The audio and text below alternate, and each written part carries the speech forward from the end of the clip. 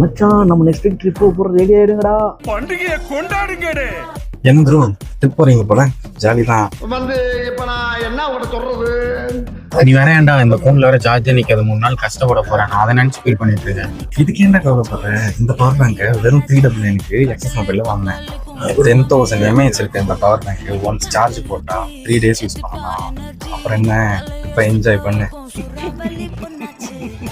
நம்மளனா நீங்க வந்து வீடியோ ஆரம்பிக்கலாமா?